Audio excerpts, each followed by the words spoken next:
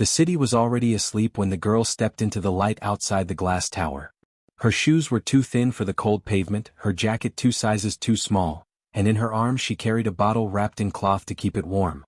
Inside, executives laughed over late dinners while security cameras blinked silently.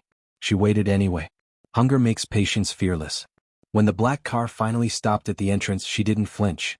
The man who stepped out owned half the skyline. His name appeared on magazines, buildings, and donation plaques, yet tonight his face looked tired, worn down by years of decisions that only grew heavier. As he walked toward the doors, the girl moved forward, heart pounding so loud she thought it might betray her. "Sir," she said, her voice trembling but clear. "Please? I'm not asking for money. I just need work. Any work. I have to buy milk." He paused. People rarely spoke to him like that. Not directly. Not honestly. He looked down and noticed her hands, red, shaking, gripping the bottle like it was fragile glass. For a moment, he almost waved her away, the way he had waved away countless problems before. That was easier. Cleaner. But something about her eyes stopped him.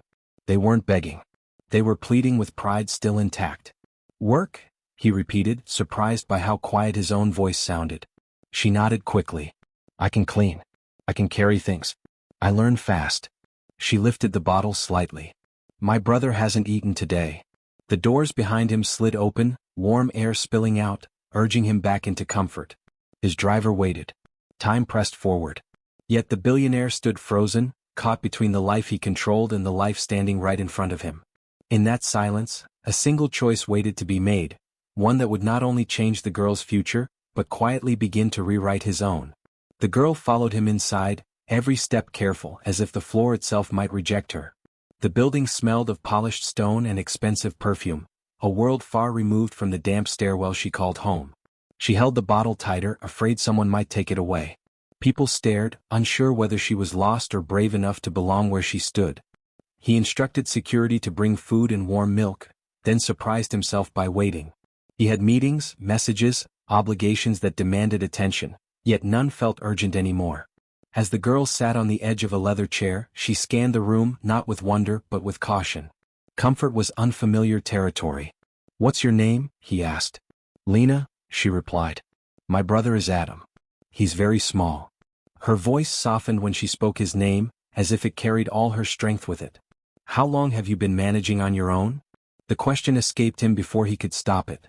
Lena hesitated. "Long enough," she said simply. "I promised my mother I wouldn't give up." The words landed harder than any accusation. He remembered promises too, ones made in hospital rooms, whispered too late. He had kept those promises in boardrooms and bank accounts, but somewhere along the way he had forgotten why they mattered. When the milk arrived, Lena didn't rush. She checked the temperature, tested it with care, then finally smiled.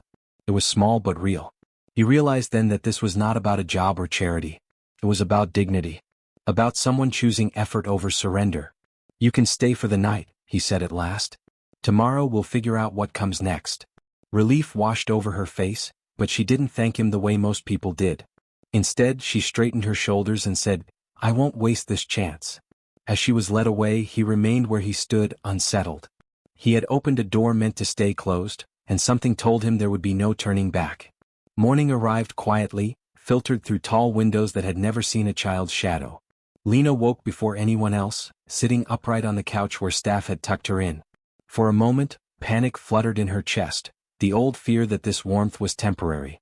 She listened closely, reassured by the distant hum of the building and the soft rhythm of her brother's breathing. She didn't wait to be asked. Using a borrowed cloth, she wiped tables, aligned chairs, and folded blankets the way she remembered her mother doing.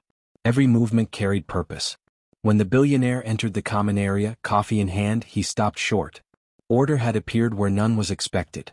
"You're awake early," he said. "I wanted to earn my place," Lena replied without looking up. Those words stayed with him as he watched her work. No complaints. No hesitation. Just quiet determination. He realized how long it had been since anyone around him worked with that kind of intent. Not for profit. Not for praise. But for survival mixed with hope. Later, a doctor arrived to check Adam. The results brought concern but also relief. Nothing time and care couldn't help. Lena listened closely, memorizing every instruction, every detail. Responsibility rested on her small shoulders, and she carried it without question. "You should be in school," the man said gently after the doctor left.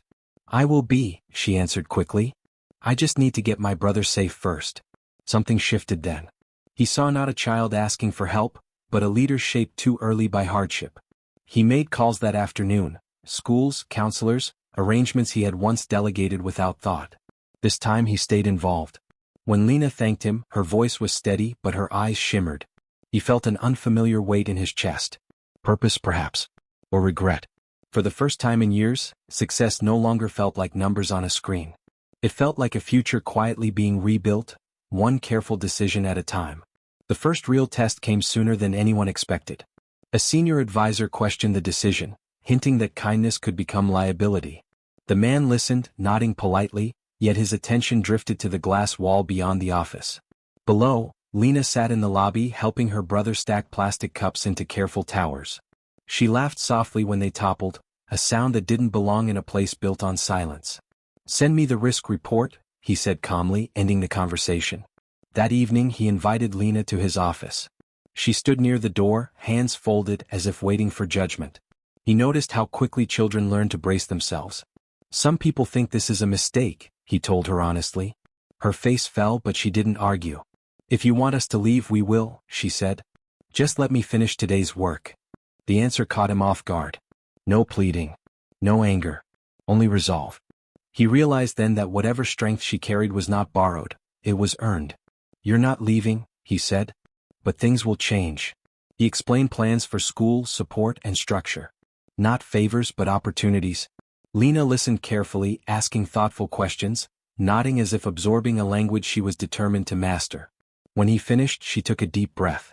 "I've never had plans before," she admitted. "Only days." That night, after the building emptied, he stayed behind, reviewing his own life with new clarity. Success had insulated him from consequence, but Lena had brought consequence back, real, human, unavoidable. As the city lights flickered on below, he understood this wasn't about saving someone. It was about finally choosing to stand for something that mattered.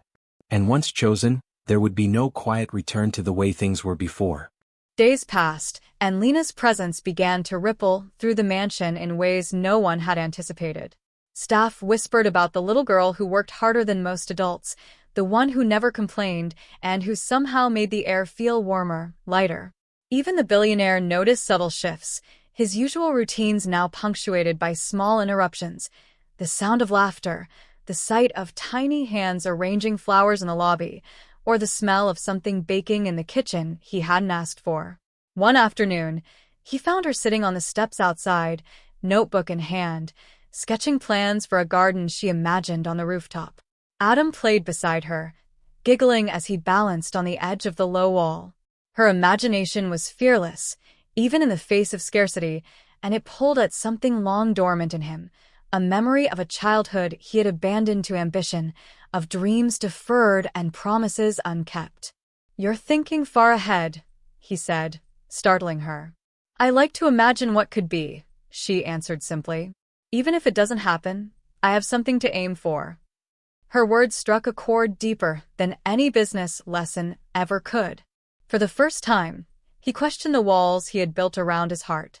Power and wealth had protected him from vulnerability, but Lena's courage reminded him that true strength was in embracing life, not controlling it. That evening, he found himself clearing time to sit with her, discussing school, goals, and even simple things like how to care for Adam properly. He realized she wasn't just surviving, she was shaping her future with deliberate hands. As he watched her that night, brushing Adam's hair and whispering little reassurances, he understood that she had already begun to change him.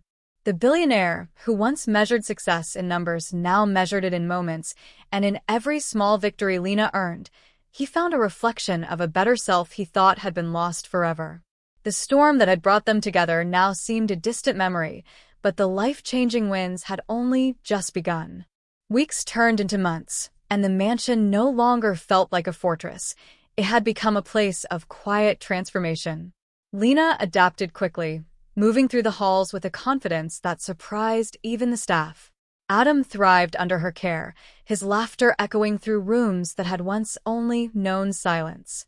And the billionaire, once distant and guarded, found himself drawn into their world in ways he hadn't imagined possible. One evening, as the sun dipped below the city skyline, Lena approached him with a folder clutched tightly in her hands.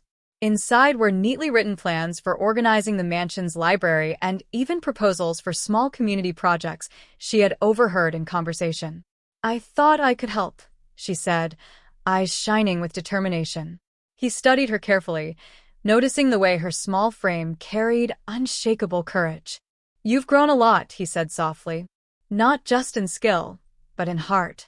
Her response was a quiet smile, humble yet proud. "I only want to do what I can," she whispered. In that moment, he realized the change was mutual. Lena had not only earned a place in the mansion, but she had awakened something long buried in him: empathy, patience, and a willingness to invest in life beyond profits. He began introducing her to the team, not as a child in need, but as a collaborator, a presence whose vision and care were indispensable. The turning point came when he offered her an official position, not just for her labor, but for her ideas, for her spirit. She accepted, but only after ensuring Adam would be cared for and educated, as she had promised her mother in memory.